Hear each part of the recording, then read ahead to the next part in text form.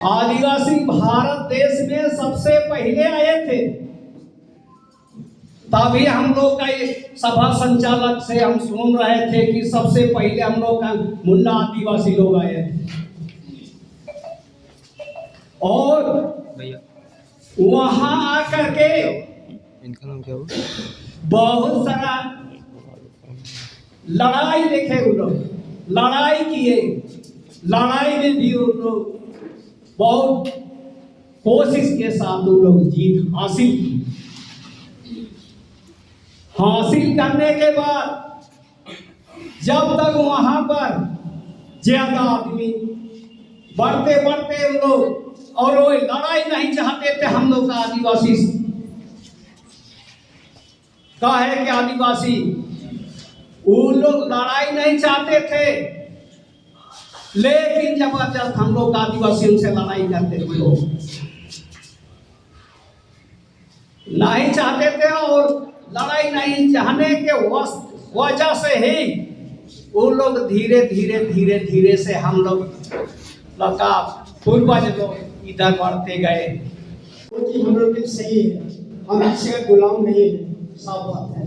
हम अपने में स्वावलंबी है और हमको पढ़ना है, तब जाके हमारा गांव हमारा क्षेत्र जो भी है हम उसको बचा सकते हैं, सुरक्षित रख सकते हैं और भविष्य आने वाली पीढ़ी के लिए हम सही दिशा दे सकते हैं।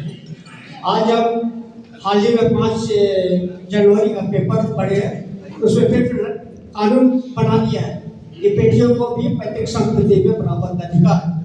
ये सब अच्छा है कि बुरा है, तो हम लोग चर्चा नहीं करें, अपने दिल दिमाग में सोचें और इससे क्या करना होगा, इसके लिए हम लोग पहल करना होगा, आगे निकलना होगा। अब हर तरह से हमको गुमराह किया जा रहा है, दबाया जा रहा है, कमजोर किया जा रहा है। खुद हमारा व्यवस्था है, रीति रिवाज है, विद्यमान विधि है, जो भी है वो सब किनारे हो जा रहा है। नए नए कानून हमको दिखाया जा रहा है, बताया जा रहा है, जिससे हम यहाँ मिलाते जा रहे हैं। असंवैधानिक तरीके से, गलत तरीके से झारखंड में श्रीलंका में पंचायत चुनाव भी किया जा रहा है। श्रीलंका में नगर पालिका का चुनाव भी किया जा रहा है। आपका कुर्ती में भी है ना नगर पंचायत, किस आधार पर नगर पंचायत चल रहा है यहाँ पर, किस आधार पर श्रीलंका रांची नगर निगम चल रहा है, टाटा में कैसे चल रहा है, संसारपुर में कैसे चल रहा है, लातेहार में कैसे चल रहा है, गुमला में नगर पालिका कैसे चल रहा है, शिवगंगा में कैसे चल रहा है। सवाल कितने लोग सवाल करते हैं। झारखंड पंचायत राज अधिनियम शिरूर इलाका में क्या किया, 65 के प्रावधानों को खाया और गरिया आदिवासी को मुखिया प्रमुख जिला प्रशासक बना दिया और कहा गया कि यही पेशा है। अभी कुछ लोग हाईकोर्ट की तरफ से आया है, अभी फिर सामने आ रहा है लोग कि अभी भी खेल किया जा रहा है। मूल बात क्या है, अभी भी मूल बात है सीधा सीधे हाईकोर्ट ने कहा है पेशा एक्ट के तहत पेशा नियमावली बनाई है शिरूर इलाके के लिए और पेशा एक्ट के जो 23 प्रावधान है उसको लागू करिए। किसको? ग्राम सभा की ताकत। अभी खेल क्या हो रहा है, उस ताकत में डीसी को घुसाया जा रहा है, डीडीसी को घुसाया जा रहा है, जिला खनन अधिकारी को घुसाया जा रहा है। क्या है पेशा एक्ट में? ग्राम सभा स्वशासन परवाना नियंत्रण। तो ये खेल हो रहा है और एक तमाम चाहे एनजीओ ग्रुप हो, चाहे नौकरशाह हो या राजनेता हो, ये सारे लोग नहीं चाहते हैं कि आप लोग ताकतवर बने। खोवा जा रहा है, पारंपरिक व्यवस्था को सरकारी ग्राम सभा बनाया जा रहा है। इसीलिए हम लोगों ने ये रास्ता चुना है, इसको आपको समझना पड़ेगा।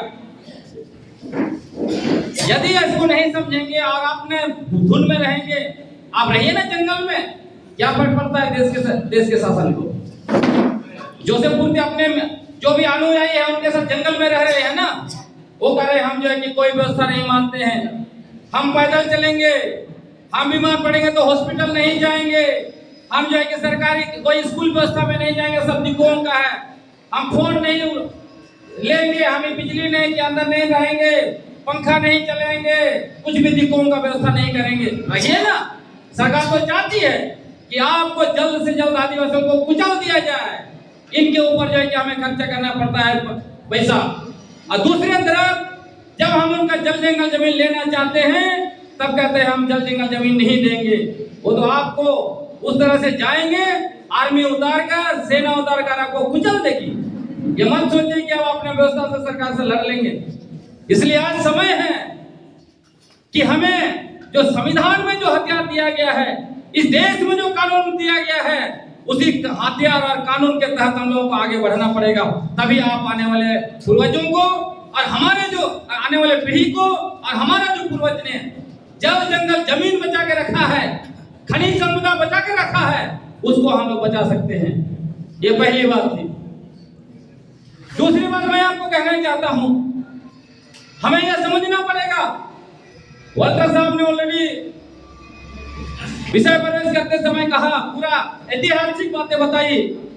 लक्ष्मी नारायण मुंडा जी ने भी ऐतिहासिक बातें बताई। बहुत स्पष्ट है, अनुसूचित क्षेत्र जनसंख्या के आधार पर नहीं बना है। आपका जो एक एक व्यक्ति के दिमाग में रहना चाहिए। इसलिए मैं कह रहा हूं, आज मूलवासी लोग, खासकर मुस्लिम, सदान और महतो लोग कह रहा है पेशा कानून लागू नहीं होना चाहिए, वो एकल पद में आरक्षण है। बहुत जगह पे आदिवासियों की जनसंख्या कम हो गई है, वहां एकल पद रिजर्वेशन नहीं होना चाहिए। उन लोगों को मुंहतोड़ जवाब देने के बजाय हम आपस में बंट रहे हैं। कोई उधर पी पेशा, कोई बोल रहा है हम पेशा को नहीं मानते, कोई कुछ बोल रहा है। ऐसे होने से नहीं चलेगा मित्रों, बहुत स्पष्ट होना पड़ेगा आपको। आप चाहेंगे या नहीं चाहेंगे, आने वाले पीढ़ियों के लिए आपको एकजुटता लानी पड़ेगी।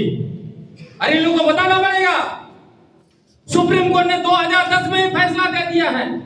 क्या कहा है सुप्रीम कोर्ट ने? कहा, वही कहा गया था, यहां से आर्गुमेंट किया गया था कि बहुत सारे आदिवासी इलाके हैं, गांव है, जहां पे आदिवासी एक परिवार दो परिवार है, एक पंचायत में एक परिवार दो परिवार है, वहां भी मुखिया का आरक्षण है, वहां भी जो है एकल पद आरक्षण है। सुप्रीम कोर्ट ने कहा आपको याद रखना चाहिए, बाहरी लोग जाके उन इलाके में भर गए हैं, इसीलिए आदिवासियों की जनसंख्या कम हुई है। विकास के नाम से आदिवासियों का जमीन लूटकर उन्हें बेदखल कर दिया गया, भगा दिया गया, इसीलिए उनकी जनसंख्या कम हो गई है। हमें नहीं भूलना चाहिए, ये इलाके ऐतिहासिक रूप से आदिवासियों के थे, इसीलिए उन्होंने कहा वहां चाहे आदिवासी एक परिवार क्यों ना रहे, वहां आदिवासी के लिए एकल पद आरक्षित है। तो जो लोग आपको कहते हैं जनसंख्या के आधार पर, उनको मुंह तोड़ जवाब देने का जरूरत है। तुम कल आए हो और जमशेदपुर में दावा करते हो ये हमारा बाप दादा का जमीन है। इतिहास खंगालो, काली माटी में कैसे जो है कि टाटा की इमारत खड़ी हुई, 24 गांव जहां पे 95% आदिवासी थे, टाटा का साम्राज्य खड़ा हुआ। और वहां पे क्या हुआ, आदिवासी 100 साल में 95% से 5% से 5 में आ गए। उसका परिणाम क्या हुआ, आपका अनुसूचित क्षेत्र में लोकसभा जनरल हो गया, दोनों विधानसभा जमशेदपुर का जनरल हो गया।